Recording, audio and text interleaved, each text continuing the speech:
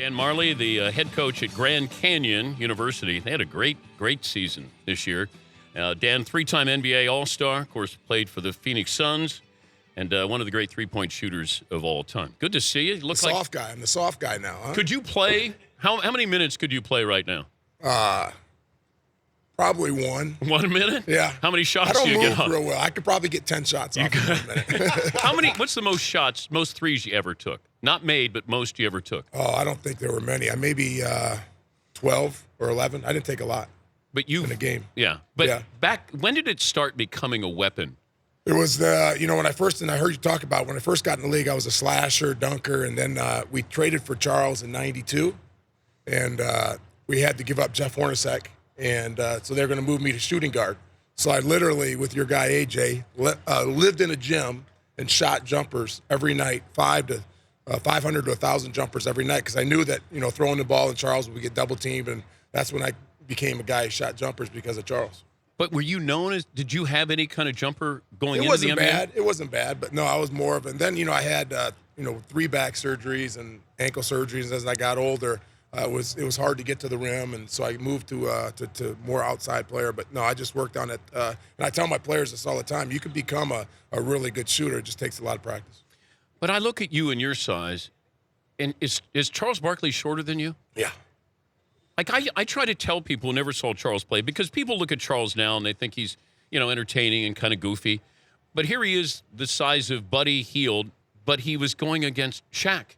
I've never seen anything like it. Charles is probably maybe 6'5", and I'm 6'6". I think he's under 6'5". Yeah, and he's so wide. His lower body is so wide, and he's not big up here. He's not but his lower body is so strong, and just the way he dominated the paint at his size. His explosiveness, the way he boxed out, the way he jumped, his quickness. There was nobody like him. I mean, you're right. He would guard guys like Shaq and all these bigger guys, and he would just control them with his little body or with his lower body. It was unbelievable. But do you remember when he took down Shaq? Yeah.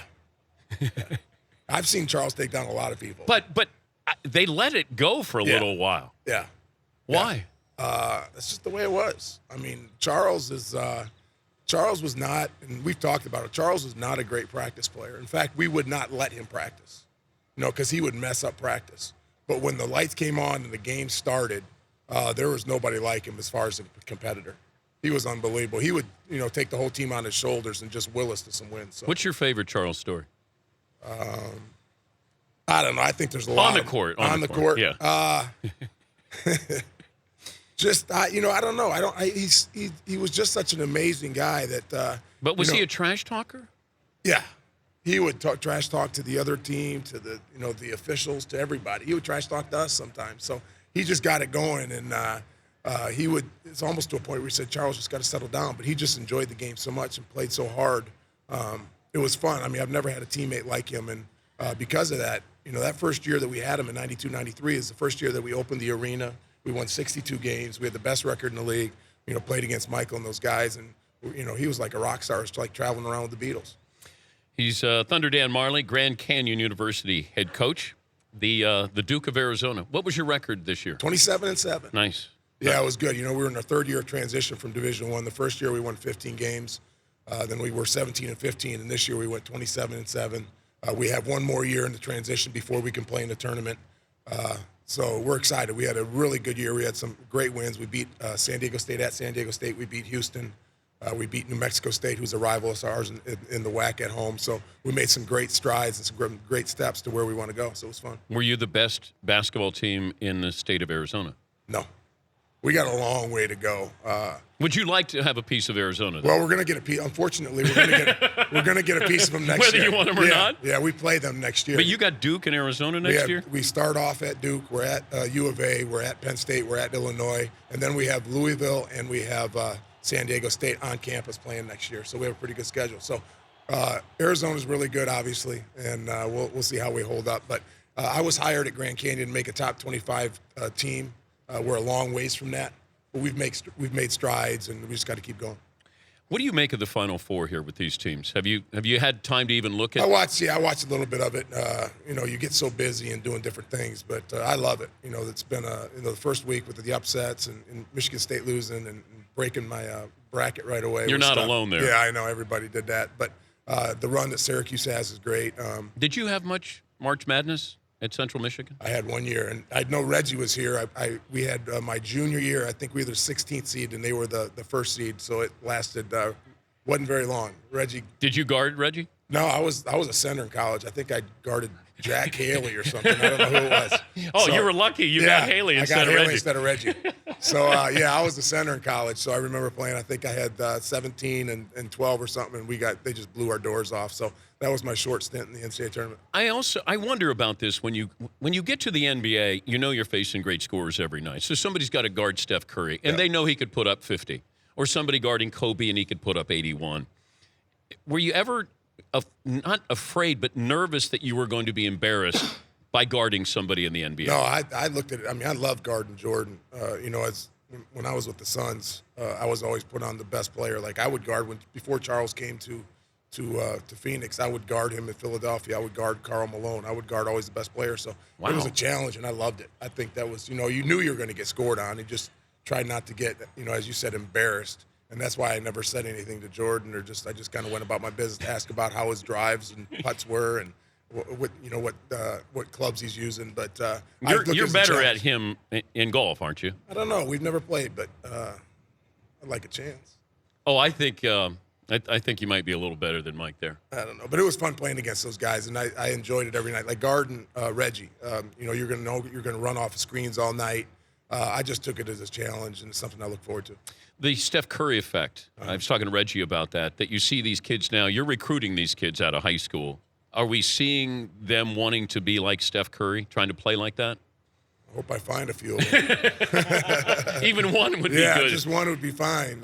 But he went to Davidson. Yeah, that's what I said. That's what we need at Grand Canyon. Obviously, we're not going to get any one-and-dones right now. We got to find guys who are a little under the radar and can develop into great players. And that's the hardest thing as a coach is trying to find those guys and look at them and see what they may be 3 or 4 years from now. So, yeah, I got a son who's 13 years old, and he loves Steph. That's his favorite player. And I take him out in the backyard, and that's all he's doing. He's doing the step back and the dribbles and all that stuff. And, he shoots about, 50 jump shots, and about one of them go in. And he's out there. I said, how about making a shot, Max? I mean, you look good, but how about making one? Yeah, I know. But all he's talking about, look, Dad, I crossed somebody over. I made somebody trip, and I did all that stuff. I said, well, it'd be nice if he made one. Could you imagine playing now with how we embrace the three-point shot? It would be great. Like I said, I think, Steph's in a whole nother world. It's amazing what he does. But back then, we didn't take shots like that. I mean, I used to take deep threes. Yeah. And I used to do it, but I wouldn't do it regularly. I'd just come down and shoot it. So he's great at what he does. It's amazing. But, yeah, we didn't really have that kind of freedom. If I said you could have LeBron for 10 years or Larry Bird for 10 years? Larry. And that's just my era. I grew up idolizing Larry Bird.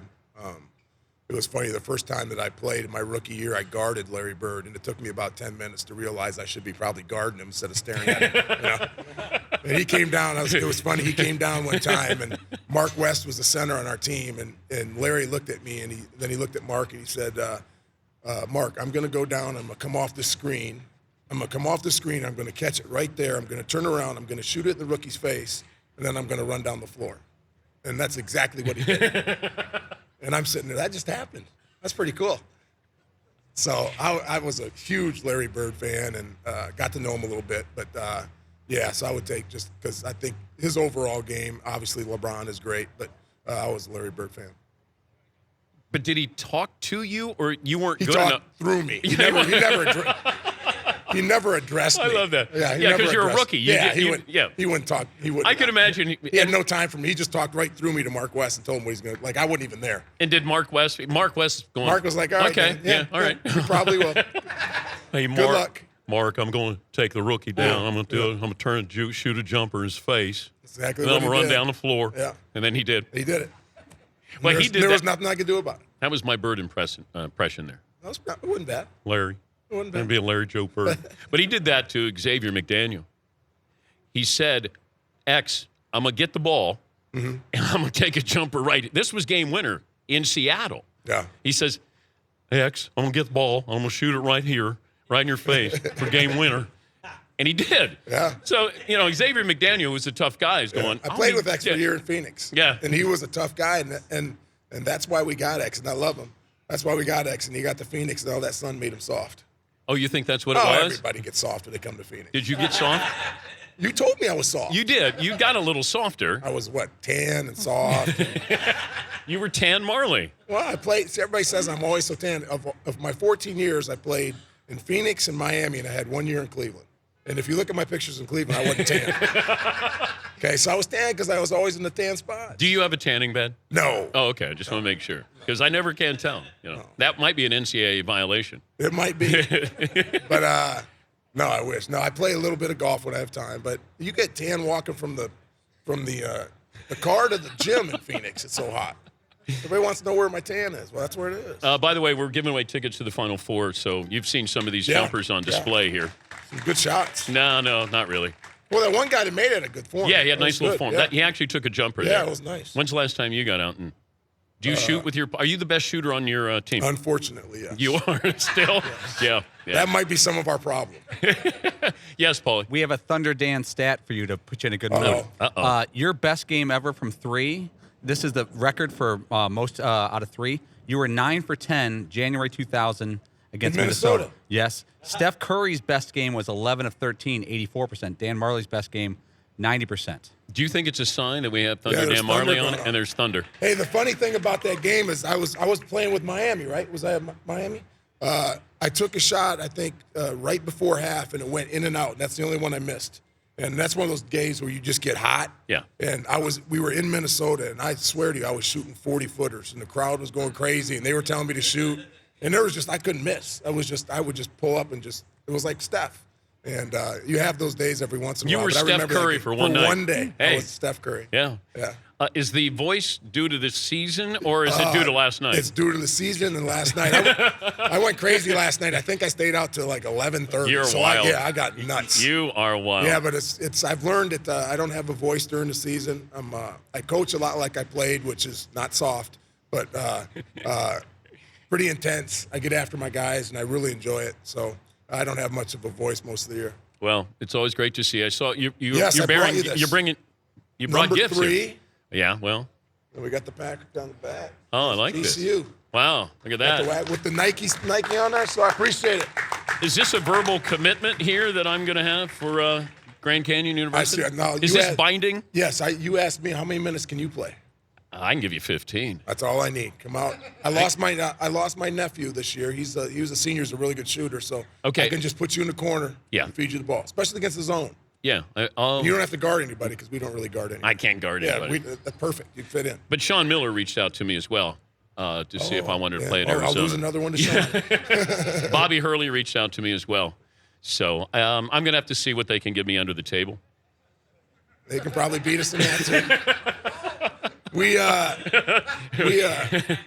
I'm going to move away from that. Yeah, you should. Yep. We should have just stopped right before the jersey thing. I will tell you this. We sell out our arena. We have 7,200 fans. We sell it every night. We have a great arena, unbelievable student section called the Havocs that just go nuts. And I've played it. And we'll play at Duke next year, as we talked about. And they got great students section. But GCU rivals any place I've ever been as far as excitement and atmosphere. It's great to have you here. Yeah, I appreciate it. And I'm gonna commit. I have 2 years of eligibility. Perfect. So I will play for Grand Canyon next year. And then we have summer school starting in June. So come on in. I don't go to school. No classes. You'll fit right in. Don't worry about it. I'm the Ben Simmons of Grand Canyon. I'm not going to class. We actually had, real quick, I know we got to go, but Josh Braun was our sophomore. He was a first-team academic All-American this year at Grand Canyon. First-team academic All-American. So we're really proud of that. So I'll cheat off his paper. Yes, that's what we do. He's our best player. So he's Dan Marley, Thunder Dan. I appreciate it, guys. Thank you. Grand Canyon University. The Dan Patrick Show, weekday mornings on Audience.